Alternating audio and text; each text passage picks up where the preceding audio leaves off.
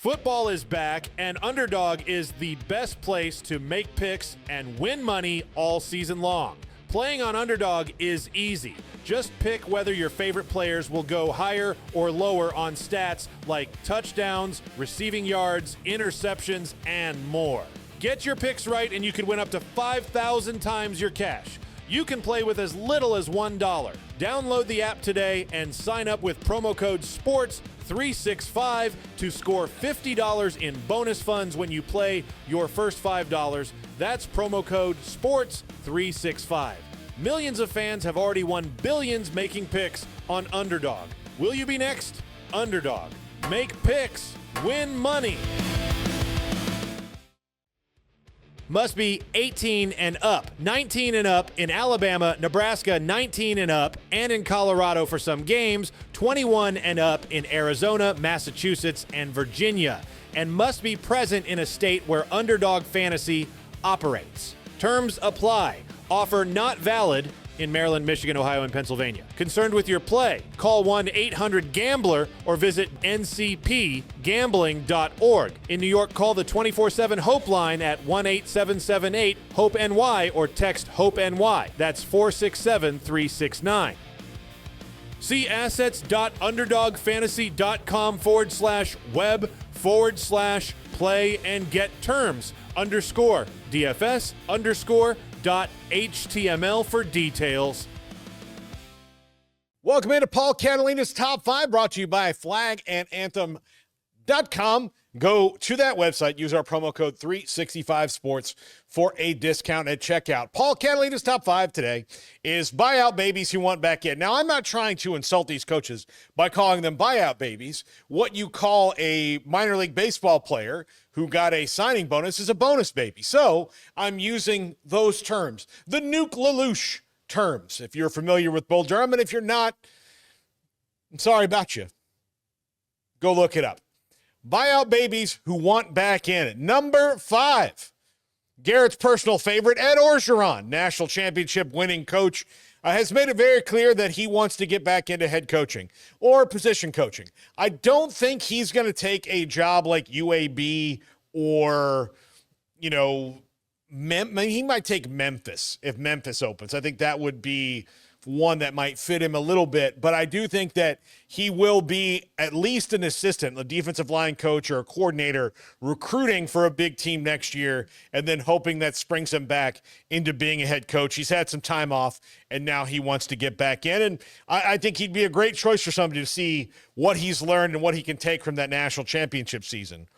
Number 4, Jon Gruden. Now, not necessarily a buyout baby. He's more of a lawsuit baby because he won his lawsuit against the NFL for wrongful termination and all those things. And those things kind of continue to dangle out there a little bit. But he's made no secret that he wants to be a head coach again and he wants to coach in college. Now, do I think he's going to get one of the open SEC jobs? Only if things get super crazy. But if he's willing to take a job to prove that he's still got it and can be a college coach, he can get a big job pretty soon if he's still got it. Although, let's be honest, it's been a very long time since Jon Gruden won anything of note as a coach. But if he really wants to get back into coaching and be a college coach, there are opportunities for him for sure. Number 3, James Franklin. Offset language be damned.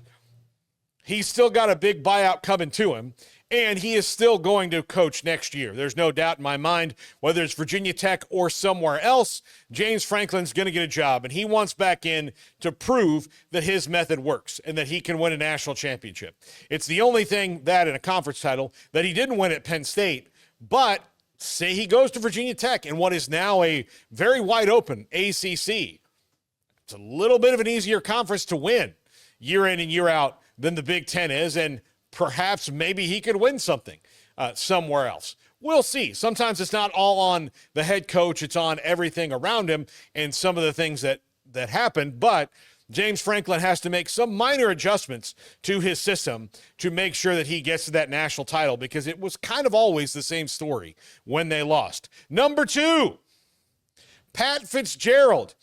Also, Not only is he a buyout baby, he's also a lawsuit baby. Just won his lawsuit or settled his lawsuit. But any kind of big settlement like that is usually a win for the claimant, and that is Pat Fitzgerald. So he is a guy who had a lot of success given the standards that he has to reach at Northwestern. He'd be a perfect fit in a lot of places. I did a top 5 a couple weeks ago about him, or places that would fit, and he was at UCLA would be a good fit for him. There's a couple other jobs out there that I don't think we'd bet. Stanford would be a good fit for Pat Fitzgerald, and he definitely wants to get back into coaching because he feels, as do the courts, that he was wrongfully terminated from Northwestern and wants to get out there and prove something. And number 1, Jimbo Fisher, the biggest buyout baby of all the buyout babies. And again, he's not a real baby. I mean, sometimes coaches can be babies. We see it a lot. Jimbo not excluded. But this is a guy who has a ring, who has rings as an assistant under Nick Saban and Les Miles. He has won at high levels. He got too much into his own sauce a little bit there and didn't change things up. His biggest flaw, but if he's decided in these 2 years that he's laid out of coaching that he can change some things, look, if he wants it, there are several jobs out there. I think that if he just called up and said, I want this job, they'd say, okay. And money's not really going to be an issue because he has so much coming from A&M for seemingly the rest of his natural and all of our natural lives. But if he wants some of these open jobs that are out there, he could get them in a heartbeat because he has skins on the wall.